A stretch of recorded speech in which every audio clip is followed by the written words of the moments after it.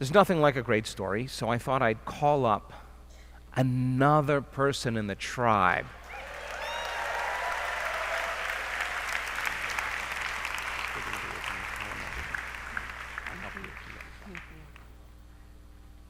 Hi, everyone.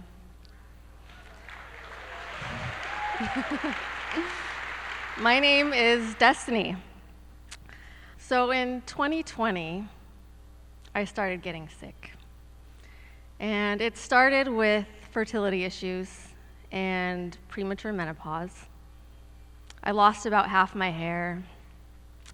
I was extremely fatigued. I had no energy. I was depressed, and I decided to see a doctor. And we ran my blood work and determined that I had a cascade of hormone imbalances, thyroid issues, multiple blood disorders, protein deficiencies, nutrient deficiencies. It's like, you name it, it was not in balance. And we retested my blood, specifically for the blood disorders, because we saw that not only did I have severe anemia, I also had something called neutropenia, which is when you have no or limited white blood cells. After about 6 weeks, we saw that my white blood cells just continued to deteriorate. Retested again, same, it just got worse and worse. And so at this point, they send me to oncologists and start screening for cancer regularly. And I'm living in a total state of fear at this point. Just fearful that I have cancer, and if I don't get, it's going to appear. And I start becoming obsessed with everything in my environment to help control these conditions, and how can I help reverse all of the nutrient deficiencies? How can I control and increase my white blood cells? How can I get my body back in balance through changing my diet? I'm eating a clean vegan diet. I'm doing all of the things. And seeing multiple specialists. I'm seeing fertility doctors. I'm seeing a naturopath for all the nutrient issues, and again, the blood screenings regularly with oncologists. And over time, I'm just obsessed with everything around me, and I have almost no quality of life. My oncologist tells me that because of the white blood cells and how severe the neutropenia is at that point, I need to isolate from the world. I can no longer go into the office and work in person anymore. I'm now working from home. And I'm told to avoid people because, remember, there's a pandemic out there, and the common cold could kill me. And I'm too sick to get a vaccine to try to prevent that. So I'm living in fear and isolation, and I'm just getting more and more sick. And it just progresses into mast cell activation syndrome and multiple chemical sensitivity, meaning I'm just becoming becoming allergic to the environment around me. I'm limiting all of my foods. I'm getting down to the point where I'm eating maybe 10 foods a day. I'm that person whose life is revolving around their supplement routine and their medications and their hormone replacement therapy and everything I needed to do to control my body. What were some of the symptoms that you had when it got worse? Oh my goodness. I had severe shooting nerve pain in my legs that would take me down to my knees. Severe depression. I had sleep issues to the point where I would wake up in a panic with my heart pounding, gasping for air because I'd become so afraid to breathe. I had low blood oxygen levels because of that. Muscle loss. I had osteopenia. My bones were breaking down to the point where a really simple fall because of my poor mobility, just walking, I fell on my side and I broke my right humerus in half, which is the second largest bone in your body, which typically only breaks under severe impact, like a car accident. I had to undergo surgery for that, and I'm full of metal plates at this point, and I was just in a state of victimhood. I was living at home, and I was just like, what next? And any time I would say that, there would be more, and ask and it is given. And I got so sick, and eventually I'm just not able to work anymore. I'm on disability.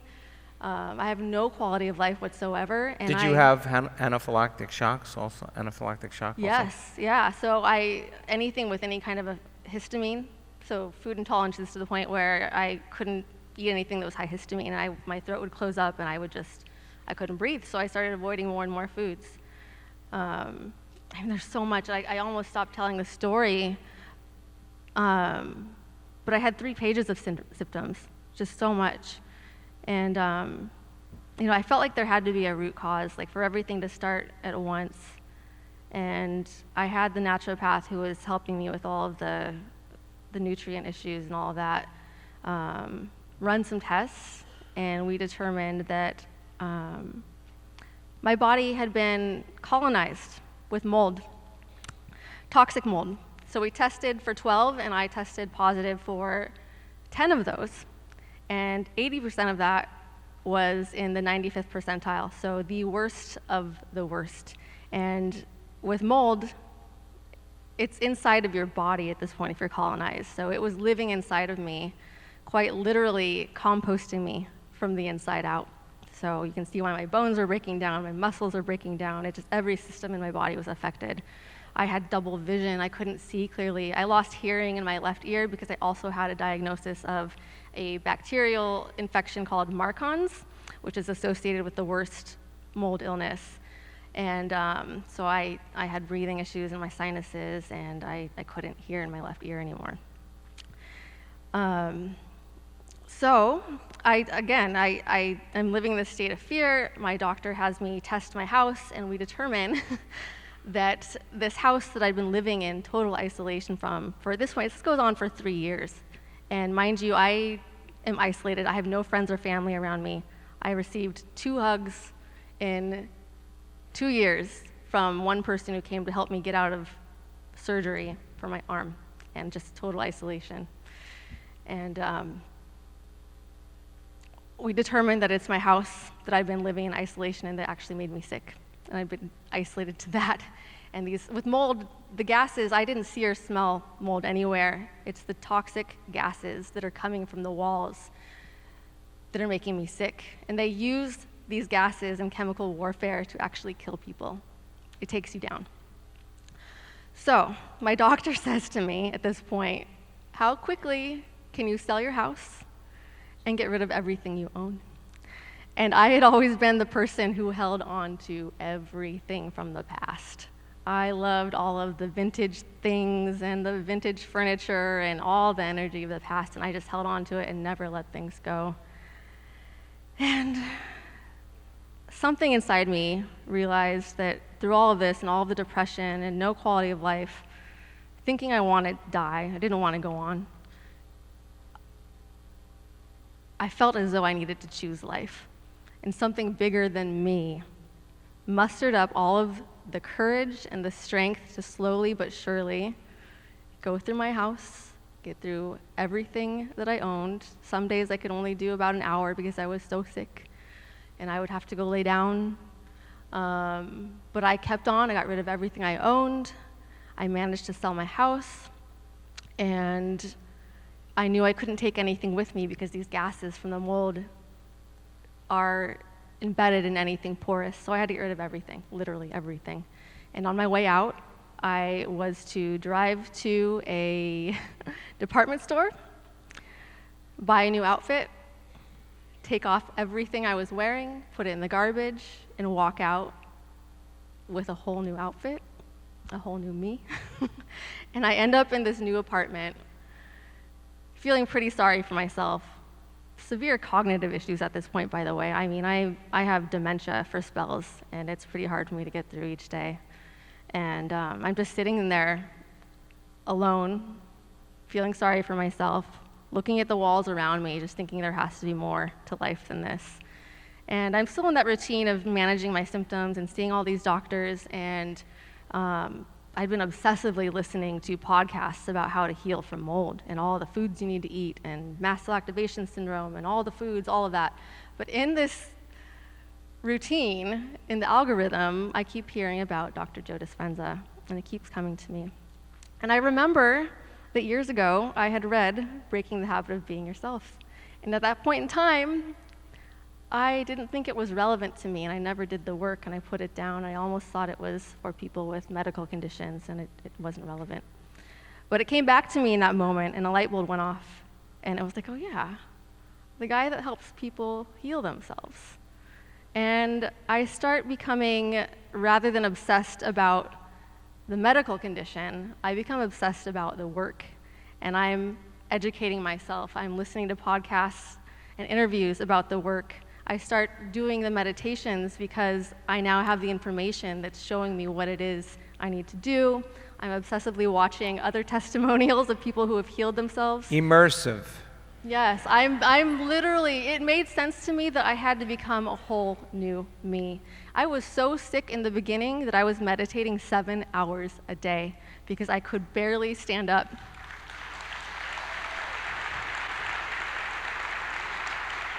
I would get through an hour and I'd feel okay. And I'd start to feel poorly again, and the old identity would come back, and I would meditate again. And I wasn't perfect. I might need to lay down because I couldn't stand up. But slowly but surely, things started to change. One day I woke up, and my energy was pretty good. I stood up, and my left ear popped open. And I could hear out of that ear again, and it was loud, and I loved it. And one day I woke up, I have dogs, and I was like, I can go down the stairs and take my dogs outside. And I go outside, and I realized that I could see clearly again, rather than double vision. And I could see clearly in a way that I never had before. Hold on. Do you know that this is her moment? You know that this is it. The 7 hours of meditation was to strengthen her belief in herself. Her belief in herself was owned during that time. She was worthy. She wasn't about how long she did it and timing it. She kept thinking and immersing herself and obsessing about it and learning about it and reading about it and saying, I got to do that. I got to do that. And when she lost her belief and she defaulted, she went back in there and went again. That is what it takes. That is exactly what it takes to change. Absolutely. For the first time in my life, I was choosing myself, and I was choosing love, and I knew that I had lived in this identity of my childhood traumas and victimhood, and I knew through listening to the work that I now needed to embrace an energy of love, and what I wanted was freedom, and I had to finally show up for myself because no one else was going to show up for me. Chilling moment. Yeah. Chilling moment, but that one moment where her ear popped, is that odd or is that God? Absolutely. The moment the lenses were cleared and she could see reality, that's the moment her belief goes tenfold, if not 100. Now she's in. Like now I'm going to keep going because if I keep doing this, if I actually keep doing this, I should anticipate more changes, so I'm just going to keep doing it. I'm going to continue the experiment. Do you understand? That was her moment. Yeah, so I go from doing laying down meditations to suddenly I can meditate sitting up. And I'm having multiple mystical experiences, by the way, and I'm just focusing on love. I'm getting big picture, and I'm just allowing the love to come in. I'm then able to go for walking meditations, and it's starting to feel really magical, and I hear Dr. Joe in my ear saying, walk as if you're the new Destiny. And again, my name's Destiny, so every time he would talk about that, I'm like, he's talking to me. This is my movie. I'm living it. By the way, we're all here for her VR experience. Yeah, and so I was just all about becoming a new person. I stopped telling my story. I stopped giving my power away to doctors. In fact, I stopped seeing my doctors. I told them I would be traveling, and I would see them later. I had experiences where I was told to stop taking my medications and to trust, and that I could go and eat something like an avocado that would cause me to be anaphylactic. And I trusted, and I did. And I would throw away the medications that I felt right about that day. I stopped taking the hormone replacement therapy. I started eating whatever I wanted, and it was delicious. Wait. There's a good story that you left out about. What's that? The throwing the... Oh, there's a big one. Okay. So all of this, by the way, this is 6 months ago, you guys. 6 months ago. If you see pictures of me 6 months ago, I look like a different person. I have a different body and a new life. So this, from start to finish, having no quality of life, I was a normal, healthy person working again within 6 weeks. But there's more, and it's even more pivotal for me in my life. And through all of this, I knew I wanted freedom. I wanted joy. I wanted love. And I had been severely addicted to opiates for 12 years. And I've never told this story publicly. In fact, I've only told 2 people in my life about it. And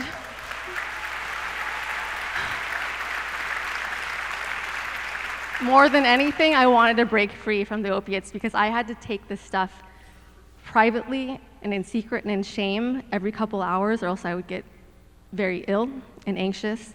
And I woke up throughout the night because I couldn't sleep through the night. And this went on for over a decade. And I was a prisoner to this. Towards the very end, I had a very mystical experience where I saw a light that I can only call angels. And it told me that I would be healed, and not only would I be healed, but I would have no withdrawals. And I needed to trust and be devoted to me. So I ended that meditation feeling blown away. I journaled about it, I had to remember it, but there was still something in my body that had that fear and this routine of like, again, I've been doing this for 12 years, like every few hours I went through the process of taking these drugs. So I walked over to my counter where they were for me every day, and I was about to consume them, and I heard a booming, powerful voice that said, "Do you not trust, child?" And I thought, wow, maybe I am healed. And something outside of me physically moved my arm, and it picked up my medicine, and it slowly moved it into the garbage and dropped it to my right. And I just had this feeling in my heart, and like, this is real. I guess I'm really quitting now. I guess I'm doing this. And then again, the body, it fights. So I just thought, okay, if in a few hours I start getting sick and anxious, I know where it's at. And again, I hear booming, "Do you not trust, child?" And I just knew. I knew I had to trust, I had to listen, I had to take the garbage physically out of the apartment I was living in, drop it down the hallway, down a chute where I would never see it again. And with the amount of opiates that I was taking for that long, typically people are very, very sick for about a month, and then they have severe brain issues and imbalances for even years after that. The only thing that happened for me was just over the course of 3 days, occasionally I would think, ooh, what if I start getting sick? And in those moments, I would meditate. And it would always get me through.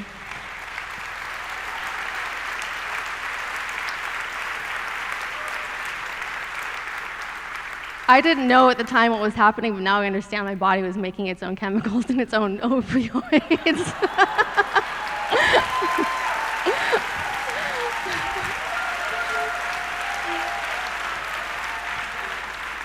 And so after 3 days, I really believed. I was healed, and I forgot about it. And now my journey and my quest is just to continue becoming the new destiny. And that's me. I am the new destiny.